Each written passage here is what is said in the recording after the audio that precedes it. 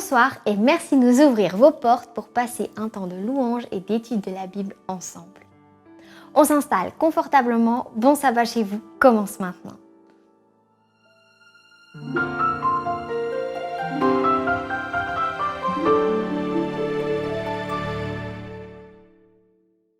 Depuis la création de la Terre, Dieu lance chaque samedi une invitation à faire abstraction de toutes nos préoccupations pour nous concentrer sur notre relation avec lui.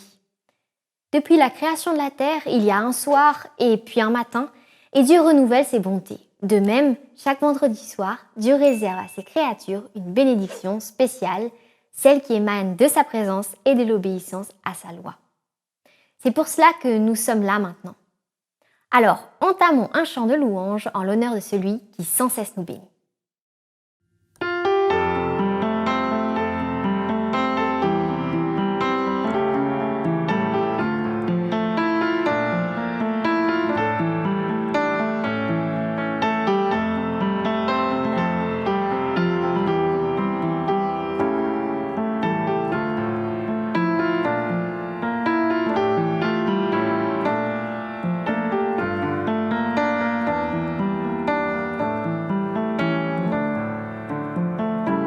Nous t'adorons, Père, dans ton temple.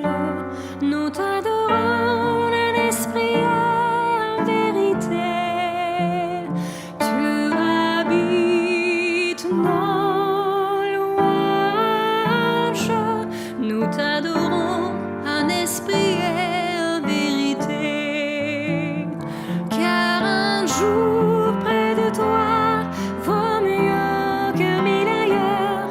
Je désire habiter dans ton temple, car un jour près de toi vaut mieux que mille ailleurs. Je désire habiter dans ta maison, Seigneur. Je désire habiter dans ta maison, Seigneur. Nous t'adorons, ô Père, dans ton temple. Nous t'adorons en esprit et en vérité. Tu habites nos louanges. Nous t'adorons en esprit et en vérité. Car un jour près de toi vaut mieux que mille ailleurs. Je désire habiter dans ton temple, car un jour près de toi vaut mieux que mille ailleurs. Je désire habiter dans ta maison, Seigneur. Je désire habiter dans ta maison, Seigneur.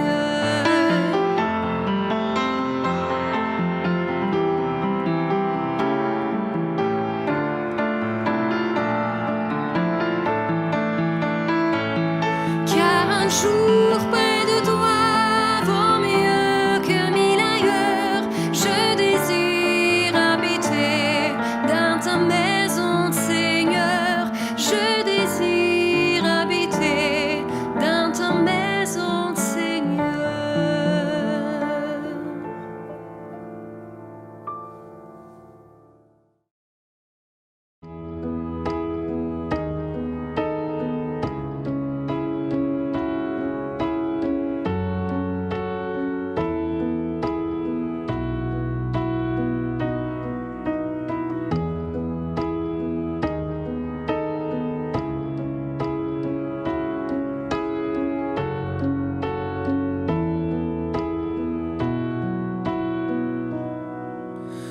Tu es grand Seigneur,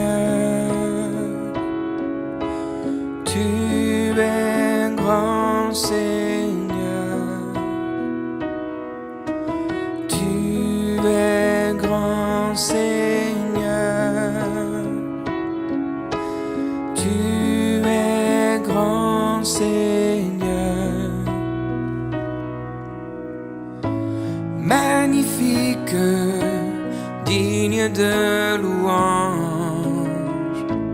Tu es grand Seigneur, magnifique, digne de louange. Tu es un grand Seigneur.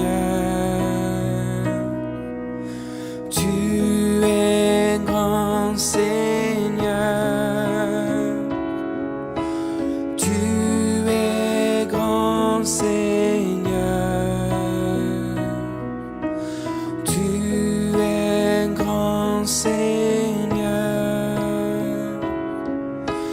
Tu es grand Seigneur.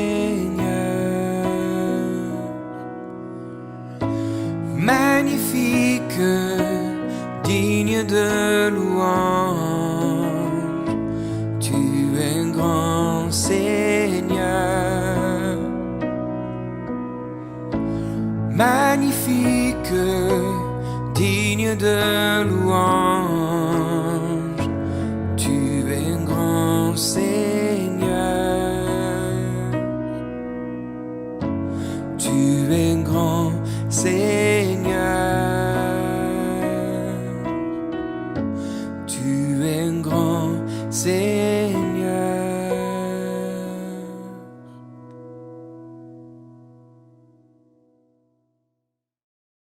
Comment avez-vous l'habitude d'interpeller Dieu? Comment l'appelez-vous? La Bible présente Dieu sous de nombreux noms. Parmi les plus connus, Yahvé, Elohim, El Shaddai, Je suis, Adonai, Maître, le bon berger. Dans le Nouveau Testament, les disciples aimaient appeler Jésus leur Seigneur. Ceci induisait une soumission de leur part. Ils se plaçaient alors en position de serviteurs. Lorsque ceux-ci ont formulé à Jésus leur désir d'avoir plus de foi, Jésus leur a justement présenté la parabole des serviteurs. Si vous avez choisi Jésus comme maître, ou si vous envisagez de le faire, je vous invite à écouter attentivement ce qui suit. Cela vous concerne. Bonsoir, je suis ravie d'être invitée dans votre salon ce soir pour qu'ensemble nous rentrions dans le sabbat. Ce temps de repos qui nous est offert à la fin de chaque semaine. Alors, qu'avez-vous fait cette semaine? C'était la dernière semaine d'école pour les plus jeunes. Comme je travaille dans une école, c'était ma dernière semaine de travail avant les vacances d'été. Une semaine bien remplie. Pour la plupart d'entre vous, la semaine a sans doute été chargée aussi. Alors, quelles ont été vos occupations? Dans Luc au chapitre 17, au verset 7 à 10, Jésus raconte une nouvelle parabole à ses disciples. Il est ici question d'un serviteur. Jésus dit, « Supposons ceci. L'un d'entre vous a un serviteur qui laboure ou qui garde les troupeaux. Lorsqu'il le voit revenir des champs, lui dira-t-il, « Viens vite te remettre à table. » Ma première réaction en lisant ces quelques lignes était « Oh que oui, il a l'air d'avoir travaillé dur ce serviteur. Il doit être bien fatigué. Il doit avoir faim. Allez, il lui faut du repos et un bon repas. » Quelle n'est pas ma surprise en lisant la suite? Non, il lui dira plutôt « Prépare mon repas, puis change de vêtements pour me servir pendant que je mange et bois. Après quoi, tu mangeras et tu boiras à ton tour. » À la place du serviteur, j'aurais sûrement fait la grève. Bon, c'est une parabole de Jésus et il ne raconte sûrement pas n'importe quoi. Lisons la suite. Doit-il remercier son serviteur d'avoir fait ce qui lui était ordonné? En d'autres mots, il ne va quand même pas le remercier d'avoir fait ce qu'on attendait de lui. Au début, cette parabole m'a un peu choquée. Jésus y va cash. On a plutôt l'habitude de s'attarder sur les paraboles telles que la brebis perdue, le fils prodigue, qui nous rappellent la valeur que nous avons aux yeux de Dieu et son amour inconditionnel. Mais là, le ton change un peu. Bon, il faut se rappeler le contexte, qui est un peu différent du nôtre. Ici, on parle d'un serviteur, ou dans d'autres versions, on parle d'esclave. L'esclavage, ce n'est plus de notre époque. Mais au moment où Jésus raconte cette parabole, ses disciples comprennent tout à fait le contexte. J'ai vécu dans un pays où c'était tout à fait normal d'employer des serviteurs ou servantes. C'était même attendu pour des étrangers qui avaient souvent plus de moyens et qui avaient le devoir de soutenir la population locale. Nous avions donc une servante qui venait tous les vendredis pour faire le ménage. Ce jour-là, nous lui laissions toute la vaisselle. Elle nettoyait la cuisine à fond, ainsi que le reste de l'appartement. Elle recevait le salaire promis et je pense que si elle n'avait pas fait le travail demandé, on l'aurait sans doute renvoyée et cherché une nouvelle servante, comme c'était le fonctionnement là-bas. Et nous, lorsque nous allons au travail tous les jours, est-ce qu'on nous remercie d'être venus? Non. Il va de soi qu'on assume nos responsabilités. On a signé un contrat qui indique le nombre d'heures que nous devons travailler, les responsabilités qui nous sont assignées, et on est tenu de respecter ce contrat. Cela dit, je suis une personne qui apprécie les paroles valorisantes, comme je pense beaucoup d'entre nous. J'aime qu'on me fasse des compliments, qu'on me montre de l'appréciation pour ce que je fais, surtout si j'ai mis beaucoup d'efforts. Et puis bon, je veille quand même à valoriser les autres aussi. Je me dis que si ça me fait du bien, ça doit aussi les encourager. Mais là, Jésus dit, il en va de même pour vous. Quand vous aurez fait tout ce qui vous est ordonné, dites, nous sommes des serviteurs ordinaires ou sans mérite. Nous n'avons fait que notre devoir. Une autre version nous dit, nous sommes des esclaves inutiles. Nous avons fait ce que nous devions faire. Je ne sais pas ce que vous pensez, mais moi je trouve que ces paroles sont dures. Esclave inutile. En gros, j'ai fait mon devoir, rien de plus. En lisant ces paroles, j'ai pensé aux fourmilières. Chaque fourmi a un rôle. Certaines sont chargées de pondre des œufs, d'autres s'occupent des petits, certaines assurent la sécurité alors que d'autres vont chercher de la nourriture. À ma connaissance, les fourmis n'ont pas de journée de pause où chaque fourmi recevrait une médaille pour son travail. Et là, elles repartiraient requinquées, prêtes à s'investir à nouveau dans leurs tâches. Non, elles ont été créées pour travailler, pour accomplir leur rôle pour le bénéfice de toute la fourmilière. D'ailleurs, une fourmi isolée ne vaut pas grand-chose. Une étude faite par l'Université de Lausanne a même démontré qu'une fourmi isolée, même si elle a de la nourriture, meurt. Et nous, pourquoi avons-nous été créés? Quel est notre devoir? Dans le livre d'Éphésiens, au chapitre 2, verset 10, il nous est dit « Nous sommes l'œuvre de Dieu. Il nous a créés, unis avec Jésus-Christ, pour que nous menions une vie riche en actions, pleine de bonté, telle qu'il a préparée d'avance pour que nous les pratiquions. » Dieu nous a donc créés pour être actifs, pour travailler. Il nous a équipés pour accomplir quelque chose. Comme les fourmis, nous avons tous un rôle différent à jouer. Certains d'entre nous sont des leaders. On a ça dans la peau. D'autres sont plutôt du genre à être dans les coulisses. Mais leur travail n'en est pas moins important. Est-ce que vous connaissez la légende du colibri? C'est une légende amérindienne. Un jour, il y a eu un immense incendie dans une forêt. Tous les animaux étaient terrifiés. Ils sont sortis de la forêt et de là, ils observaient, impuissants, le désastre qui se produisait. Seul le petit colibri s'activait en allant chercher quelques gouttes d'eau dans son bec pour les jeter sur le feu. Après un moment, le tatou, qui est un animal beaucoup plus gros que le colibri et qui ressemble un peu à un pangolin, le tatou, agacé par cette agitation qui semblait servir à rien, lui dit « Colibri, t'es fou, quoi! Ce n'est pas avec ces gouttes d'eau que tu vas éteindre le feu. » Et le colibri de répondre « Je le sais, mais je fais ma part. » Est-ce que moi, je suis en train de faire ma part? Est-ce que je fais ce pourquoi Dieu m'a équipé? Déjà, premièrement, est-ce que je sais pourquoi il m'a équipé? La Bible nous dit que Dieu nous donne des dons et des talents. Est-ce que je les connais? Est-ce que je les utilise? Nous sommes des serviteurs ordinaires. Nous n'avons fait que notre devoir. Oui, mais si nous avons fait notre devoir, c'est déjà pas mal, non? Est-ce que je ne mériterais pas un peu de gratification? Je pense que là, Jésus donne un petit antidote à l'orgueil. Jésus invite ses disciples, il nous invite à ne pas nous définir par nos œuvres. Nous avons été créés pour être actifs, certes, mais notre valeur ne réside pas dans nos actions. Qu'on soit manager, agent de sécurité, professeur, éboueur, qu'on soit jeune ou vieux, nous avons tous notre part à jouer. Même si ce que nous faisons est parfois comme une goutte dans l'océan. Mais chaque goutte compte. Par contre, Dieu sait très bien que nous avons tendance à devenir orgueilleux. L'orgueil posait déjà problème avant la création du monde. Dans le livre d'Ésaïe, au chapitre 14, il est mention de Lucifer, l'astre brillant. Il s'est fait éblouir par son propre éclat. Il a voulu s'élever au-dessus de tous. Il se croyait semblable à Dieu. Il a fini par perdre son éclat.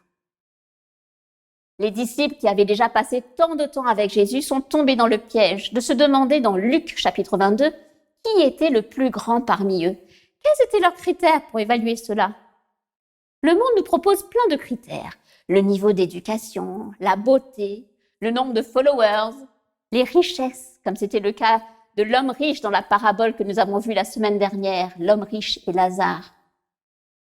Ici, Jésus nous invite à rester humbles. À l'époque des disciples, comme dans la nôtre, la société accordait beaucoup de reconnaissance aux plus riches, aux plus puissants. Jésus, lui, nous invite à ne pas nous définir selon les critères de la société. Chacun de nous est invité à faire sa part sans rechercher la gloire. Nous sommes des serviteurs ordinaires. Nous ne faisons que notre devoir. Bon, notre estime de soi en prend peut-être un coup. Mais en fait, pas vraiment. Il reste un élément à voir. Pour le trouver, nous allons dézoomer et voir ce qui est écrit autour de cette parabole. Juste avant, les disciples demandent à Jésus d'augmenter leur foi. Ils en manquent apparemment. Et Jésus ne dit pas le contraire. Puis, quelques versets plus loin, les pharisiens, qui formaient un groupe religieux qui cherchait à faire respecter des règles de façon très scrupuleuse, demandent à Jésus quand viendrait le règne de Dieu. Jésus répond qu'il est déjà au milieu d'eux. Pour moi, nous avons ici le contexte de notre parabole. Nous avons vu que Jésus nous invite à être vigilants, à rester humbles, à faire notre devoir sans rechercher la gloire, car nos œuvres ne définissent pas notre valeur. Par contre, nous sommes dans le royaume de Dieu. Nous sommes les sujets du Dieu d'amour. Nous sommes ses enfants. Je suis maman de 2 garçons et je les aime beaucoup. Parfois, leurs actions me mettent en colère ou me rendent triste. Mais ils restent mes garçons et je les aime. Nous sommes les enfants de Dieu et il nous aime. Voilà ce qui définit notre valeur et cette valeur ne change pas. Que nous fassions de grandes choses ou de petites choses, notre valeur ne change pas. Alors, ayons la foi, croyons en Dieu et entrons dans son royaume. Suivons l'exemple de Jésus qui, même s'il est fils de Dieu, a été un serviteur auprès des hommes. Dans Luc chapitre 22, au verset 27, Jésus dit « Qui est le plus important? Celui à table ou celui qui sert? Celui qui est à table, n'est-ce pas? Eh bien, moi, je suis parmi vous comme celui qui sert. » Servons notre Seigneur avec joie et humilité, que ce soit au travail, à l'école, dans notre ville ou notre village, et même chez nous. Servons-le avec joie. Je remercie Dieu de vous avoir créé. Je le remercie pour les dons et talents dont il vous a équipés. Et je prie que chacun de vous puisse prendre plaisir à servir. Bon sabbat chez vous.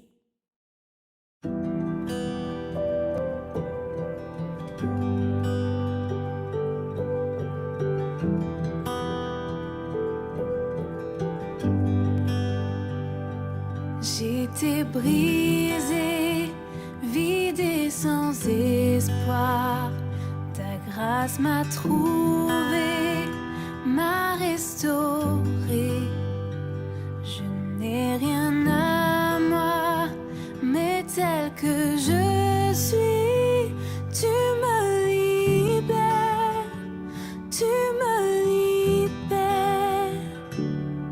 Grâce infinie de notre Dieu qui un jour m'a sauvé. Oh,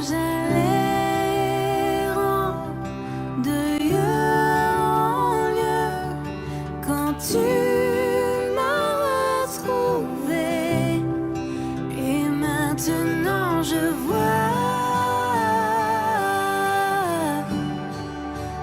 vois l'amour, la grâce dans tes yeux, donnant ta vie pour moi, me ramenant de la mort à la vie.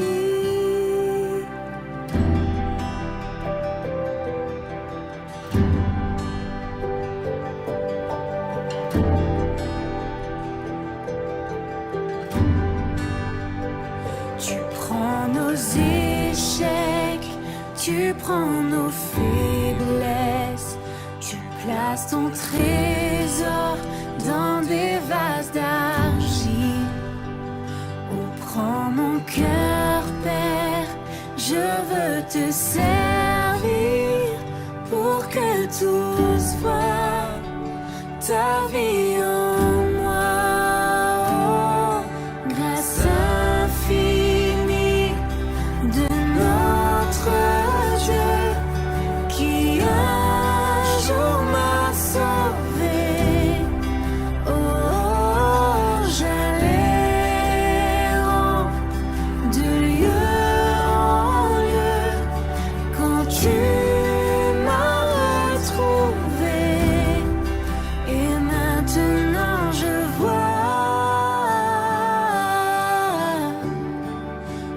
vois l'amour, la grâce dans tes yeux, donnant ta vie pour moi, me ramenant de la mort à la vie.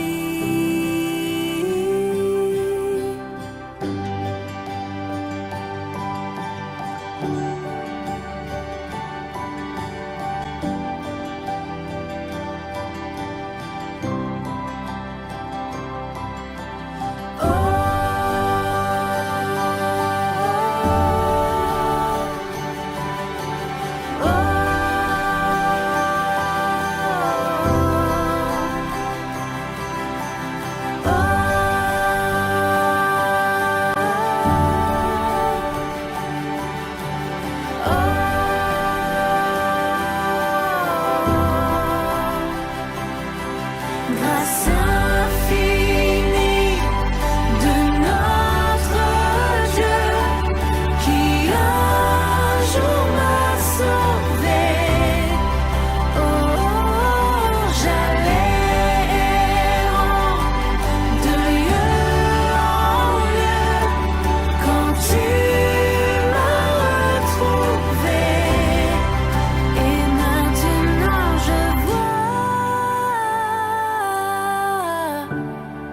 je vois l'amour, la grâce dans tes yeux, donnant ta vie pour moi, me ramenant de la mort à la vie.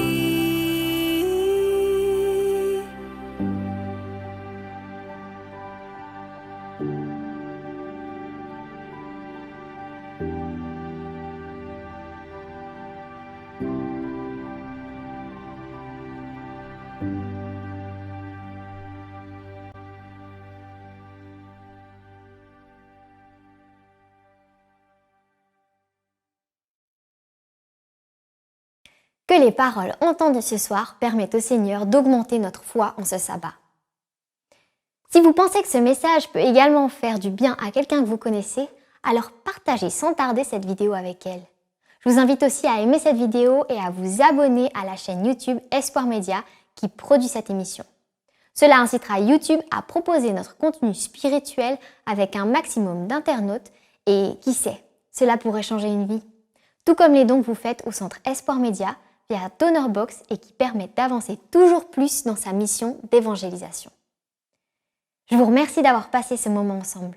Je vous donne rendez-vous la semaine prochaine et d'ici là, bon sabbat chez vous.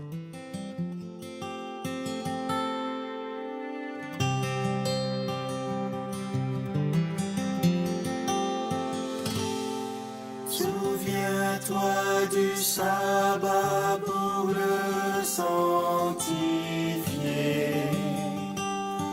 car en ce jour,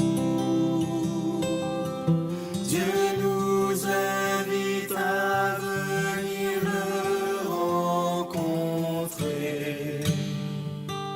dans son amour pour mieux le connaître et vivre en harmonie avec Dieu notre Maître qui donne la vie.